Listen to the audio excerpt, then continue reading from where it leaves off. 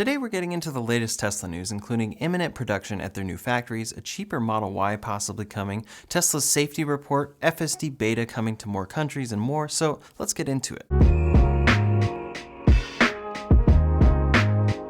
First up today, Tesla released their Q4 vehicle safety report. They say, quote, "In the fourth quarter, we recorded one crash for every 4.31 million miles driven in which drivers were using autopilot technology, auto steer, and active safety features. For drivers who were not using autopilot technology, no auto steer, and active safety features, we recorded one crash for every 1.59 million miles driven. By comparison, NHTSA's most recent data shows that in the United States, there's an automobile crash every 484,000 miles. This is a tad more frequent than Q3 with one crash every 4.97 million miles driven, but this makes sense, and Tesla specifically says that seasonality can affect crash rates, so the best way to compare is to compare to the same quarter in prior years. In Q4 of 2020, Tesla registered an accident for every 3.45 million miles in which drivers had autopilot engaged, so that does show an improvement for 2021. What's important to note is the methodology where Tesla says, quote, "We count any crash in which autopilot was deactivated within 5 seconds before impact.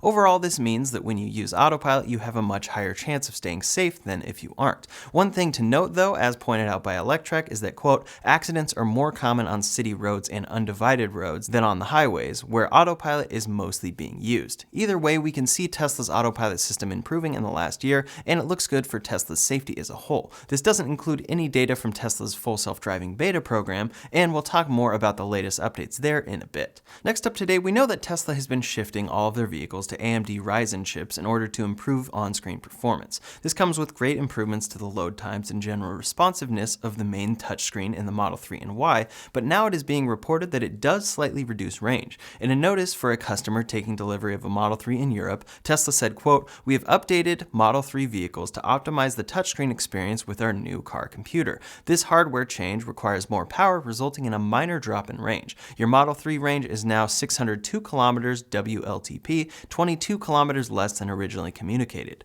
For now, it appears that this message is only for certain configurations, but it is interesting to note this decrease in range. Just keep in mind that this is not on the EPA scale and is in kilometers. Usually with a small decrease like this, it won't end up being noticeable to customers, or Tesla will be able to add that efficiency back into the vehicle with over-the-air software optimization." Next up today, we're on the cusp of Tesla beginning their Model Y production out of 2 new factories. As we've talked about many times, these new factories should bring improvements to the Model Y as a whole and should see the introduction of Tesla's new structural battery pack system and their own new 4680 battery cells to power the car. All of this will eventually help to make the Model Y cheaper, but it's a process to get there, and Tesla may be starting with different designs at different factories. Over at Giga Berlin last week, a huge lineup of Model Ys was spotted. As noted by many, these are all black and all performance models with red calipers. According to Sawyer Merritt back in December of 2021, quote, "Giga Berlin will only ship performance Model Y in black and white for now, and if paint goes well, then other colors will follow." It appears that this is indeed taking place after an update came to the Tesla Design Studio, which is now displaying a March 2022 delivery date for black and white performance Model Ys. If you configure anything else for performance, it will have a later delivery date.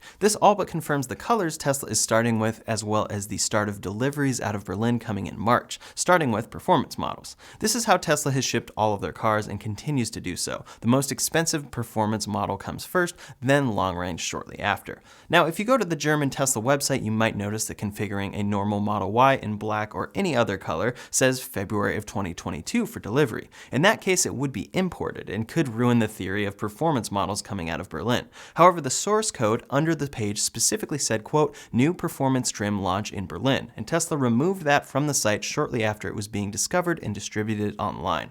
The last clue is that Elon Musk supposedly visited Giga Berlin this past week. At Giga Berlin, it looks like performance Model Ys will be shipping in March, and according to Sawyer Merritt, these will be normal Model Y battery packs like we've seen everywhere thus far. He said, quote, "People should not expect 2170 structural packs from Giga Berlin. Normal 2170 packs with front and rear Giga casting first, and then 4680 structural packs will come later. Giga Austin will reportedly start with 4680 structural packs from the beginning, but we'll see." We'll detail that in a second, but one last thing people noticed at Giga Berlin is that there are a number of Model Ys covered up, and they appear to have some color on them. If we zoom in, we can see a light shade of blue that very well could signal a new paint color from Tesla. Someone did a mock-up of what this color would look like, and it's definitely a great color option. For a long time, Elon Musk has talked about the new paint shop at Giga Berlin and them introducing new colors there, but according to Sawyer Merritt, this light blue color spotted is simply the color of the body when it has not been painted. Over in Texas, Tesla wants to shift to their new 4680 battery cells, but it's a big shift that they'll likely need to do in stages at each of their factories in order to make happen. For now, the rumors are leading to Berlin starting with normal 2170 cells and Texas starting with new 4680 cells and structural battery packs. Over in Texas, yet another Model Y body was spotted, and it appears to have space for a structural battery pack. The vehicle floor is completely empty, which differs from a Model Y produced today. The new structural pack no longer needs a floor since the pack is built into the structural platform, and this is the second time one of these open floor bodies has been spotted at Giga Texas. Right there, that absolutely could be prototype bodies that Tesla is working with before they launch full-scale production and deliveries at Giga Texas. Then at the same time, Tesla's newest Model Y manual added a reference to the structural battery pack, signaling even further that a launch is imminent. Under jacking procedure in the manual, it says, quote, if your Model Y is equipped with a structural battery pack, the exact location of the lift points will differ slightly. This happens from time to time with Tesla accidentally referencing a new feature in the manual, but typically it only pops up early in the manual when the feature is coming very soon. So that's another very good sign that the structural battery pack will launch in Texas with Tesla's new battery cells. The real question will be how Tesla handles this transition. For example, I just put in an order for a new 2022 Model Y on Tesla's website. This will be to replace my 2020 Model Y and see if I can time it right with the 4680 battery cells. I went with a long-range Model Y in black, standard wheels, and white interior. When I configured that, my delivery estimate was July of 2022. I live in California, so Tesla's main Fremont factory is located just a few hundred miles north of me. Giga Texas, on the other hand, is very far away. I have no clue how Tesla will handle this transition, since the Model Y out of Texas, launching with 4680 cells, will at the very least have improved efficiency. Maybe Tesla will even out the range numbers across battery packs to avoid customers from never buying a Fremont-built one, but Tesla will have to let customers know of the difference in some fashion if the entire battery is different and achieves different efficiency. The exciting part of this, though, aside from improved specs, is that this new battery pack should bring improvements across the board, as well as price decreases for the first time in a while. It likely won't happen at launch, but Tesla specifically laid out the way that this whole battery system will decrease battery costs down the line. This graph that they displayed at Battery Day, even with some delays, would help to significantly decrease the dollars per kilowatt hour cost in the next 5 years. It will be a long transition, but everything is looking on track for Giga Texas to ship Model Ys with this new technology in the next few months. Electrek even mentioned production starting in 2 weeks. Then Tesla will scale up and transition from there. I'll definitely keep you posted on how my order goes and if Tesla gives any options on distinguishing where your Model Y is made. Let me know in the comments below how you think Tesla might handle that transition. Maybe they'll let you choose and they'll sell Texas-built Model Ys for more than Fremont and Berlin-built ones to start. Not sure, but let me know your thoughts. One more update coming to the Model Y, as noted in the updated owner's manual, is cargo hooks for the rear trunk.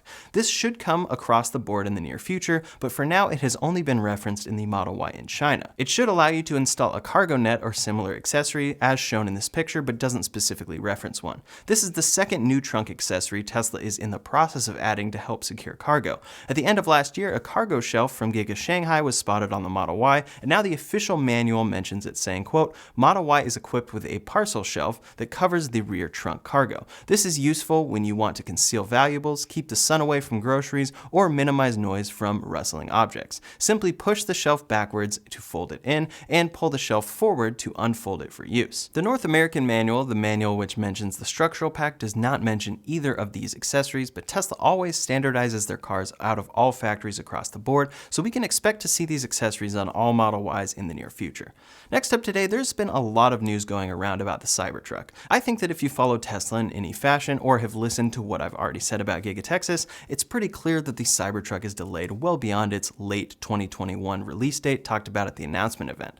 What's interesting is that back in December of 2021, on December 9th, Tesla dropped any reference to production in 2022. They had already pushed production back and said, quote, as production nears in 2022. Then they dropped that on December 9th, and I even talked about it in one of my videos posted on the 11th. A full month later, on January 14th, The Verge posted this headline of Tesla removing the 2022 production date from their website, as if it was new news, and it took off from there, with every major news outlet talking about the Cybertruck being delayed, or never coming for that matter. At first, the evidence was this date removal, and then Reuters ran a report from an anonymous source citing Q1 2023 for production. Seeing as Tesla is just getting close to Model Y production at Giga, Texas, it makes complete sense that the Cybertruck they are still tweaking will be delayed. Tesla has a history of delays and missed deadlines, and I've expected this delay for a while on the Cybertruck. The Cybertruck is still coming despite what it seems many want to happen, and we'll see if Tesla can keep to a Q1 2023 delivery timeline or not. Next up today, a heat pump issue in Tesla's cars has been causing quite a problem for owners and Tesla alike.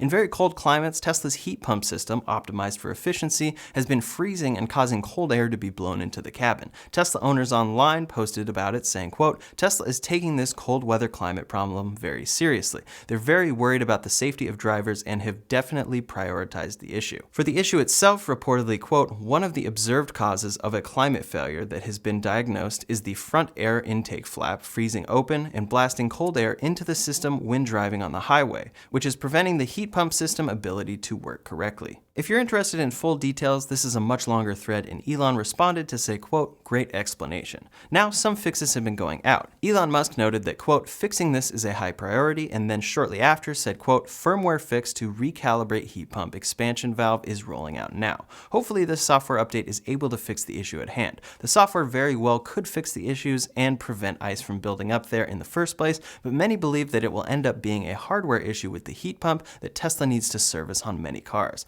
NHTSA and Transport Canada are investigating this issue, and some videos have been posted of the failure happening in Russia as well. It's one of those issues that doesn't concern owners in many areas, like where I live, so we won't see it talked about as often, but it is a big issue for those that are dealing with it. Next up today, Tesla has officially raised their FSD pricing to $12,000 in the United States and plans to keep raising it, quote, "as we get closer to FSD production code release." That price increase puts it even further out of reach for what I feel the package delivers, but either way, the FSD beta keeps expanding and improving. First, Canada should be seeing the FSD beta arrive in the next 2 to 4 weeks, according to Elon Musk, although he does say, quote, "cautiously in the next 2 to 4 weeks, which means they'll take it slow and that 4 weeks might end up being more of a real timeline. Tesla just released the newest version of the FSD beta, version 10.9, and it brings a long list of improvements that Tesla lists on screen for beta testers. The release notes reference improved intersection extents and right-of-way assignment, unprotected left turns that are more natural, improved lane preference, and much more. This is an update focused mostly on driving behaviors, and we'll see a lot more from testers on how well this beta does in practice. Supposedly, the larger release of version 11, which Elon Musk has talked about for a while now, should be coming in February, and that will be the release to really watch and gauge how Tesla is doing with this FSD beta. Last up today, a couple quick updates about electric trucks from competitors to Tesla. For one, Rivian is ramping up their production of R1T trucks, and their CEO posted a new video driving by R1Ts in line for quality inspection. Many customers who ordered a launch edition Rivian R1T are awaiting delivery, and their car very well could be in this lineup. They should be getting their cars within the next few months. This year will definitely be the time that the Rivian R1T goes from a great electric truck with lots of great exclusive reviews to the truck that people have on their own, and we truly push to the limit. We will see how Rivian handles the hardest part of the production process, scaling deliveries, and how build quality, fit and finish, and overall reliability holds up on these cars.